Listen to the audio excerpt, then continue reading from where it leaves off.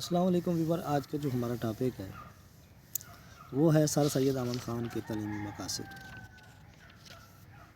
سر سید احمد خان نے مسلمانوں پر زور دیا کہ وہ انگریزی تعلیم حاصل کریں، تاکہ ان کا یہ خیال تھا کہ ان کے ساتھ اسلامی تعلیم بھی مسلمانوں کی تعلیم کا ایک ضروری حصہ ہونی چاہیے۔ ایک طرف ان کی یہ خواہش تھی کہ مسلمان مغربی علوم کو حاصل کریں، اور دوسری طرف وہ یہ چاہتے تھے کہ وہ سیکولر اور مذہب کی تعلیم بھی حاصل کریں۔ سر سید نے تعلیم کے دار ذیل مقاصد بیان کیے۔ طلباء میں بہت زیادہ عزت و احترام پیدا کرنا، طلباء کو اس قابل بنانا کہ وہ اچھے انسان بن سکیں، طلباء کو اس کے حقوق و فرائض کے بارے میں بتانا اور انہیں اس قابل بنانا کہ وہ اپنے حقوق کو سمجھ سکے۔ طلباء کی تربیت اس انداز میں کرنا کہ وہ برائیوں سے دور رہیں۔ طلباء کی اخلاقی تربیت کا ہونا ضروری ہے تاکہ سچائی، دیانتداری اور اچھی عادات پیدا کر سکیں۔ ڈاکٹر علامہ اقبال کے تعلیمی مقاصد۔ علامہ اقبال نے جو تعلیمی مقاصد بتائے ہیں وہ فلسفے سے لیے گئے ہیں، اور اقبال کا فلسفہ خودی کا فلسفہ ہے۔ وہ خودی اور جداگانہ شخصیت پر زور دیتے ہیں، اور وہ چاہتے ہیں کہ تمام افراد میں خودی کا ہونا ضروری ہے۔ یہی اس کا تعلیمی مقصد ہے۔ ایک انسان کو چاہیے کہ وہ اپنے آپ کو سمجھے۔ ایک انسان میں علم، طاقت کی خوبی ہونی چاہیے۔ اس میں جامعیت، اچھائی، وسیع النظری اور تخلیقی صلاحیتوں کا ہونا ضروری ہے۔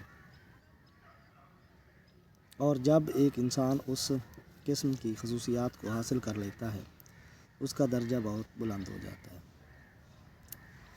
ایک فرد میں یہ طاقت ہونی چاہیے کہ وہ اتنا مشاہدہ کر سکے، وہ اپنے تجربات، طاقت اور شخصیت کی تعمیر کوشش کرے، اور کائنات میں یہ ساری چیزیں اس پر اثر انداز ہوتی ہیں۔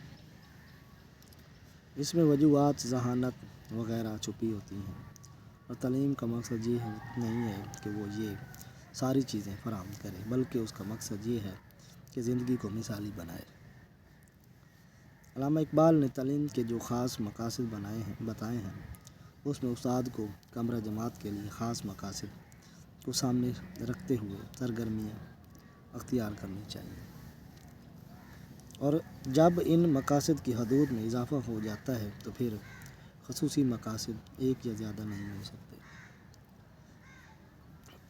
ان مقاصد کو جمہوری اصولوں پر مشتمل ہونا چاہیے، اور یہ باہر سے لاگو نہیں کرنے چاہیے۔ طلباء اور اساتذہ کو آزادی ہونی چاہیے کہ وہ چاہے وہ اسے قبول کریں یا اسے قبول نہ کریں، یعنی جو ان کو استعمال کرنا چاہیے ان کے لیے یہ بامعنی ہونا چاہیے۔ اقبال نے ایسے مقاصد کو منظور نہیں کیا جو انفرادی یا گروہی اعتبار سے ہوں، کیونکہ ان کا یہ خیال ہے کہ ہر فرد اور گروہ کو یہ حق حاصل ہونا چاہیے کہ وہ اپنے مقصد کو خود بنا سکے۔ مقاصد خاص صورتحال کے پیش نظر بنائے جاتے ہیں، ان کو طلباء اور اساتذہ مختلف مشاہدات سے بنا سکتے ہیں۔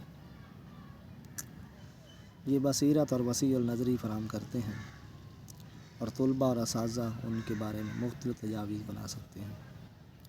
اقدار ہی مقاصد ہوتے ہیں، یہ محترک قوانین فراہم کرتے ہیں جن کے ذریعے خیالات کو حاصل کیا جا سکتا ہے۔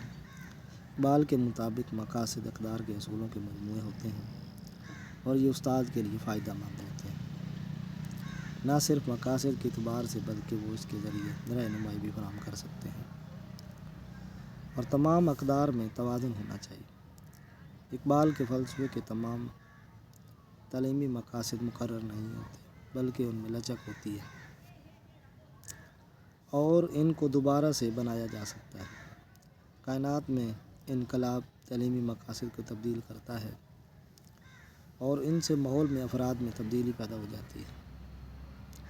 ان کو بنایا اور تبدیل کیا جا سکتا ہے، اور صورتحال کے مطابق ان میں عملی تبدیلی ہوتی رہتی ہے۔ اقبال کے تعلیمی مقاصد اس لیے نہیں ہیں کہ ان سے کوئی مقام حاصل کیا جا سکے۔ آج تک کتنے لیکچر یہ ملتے ہیں۔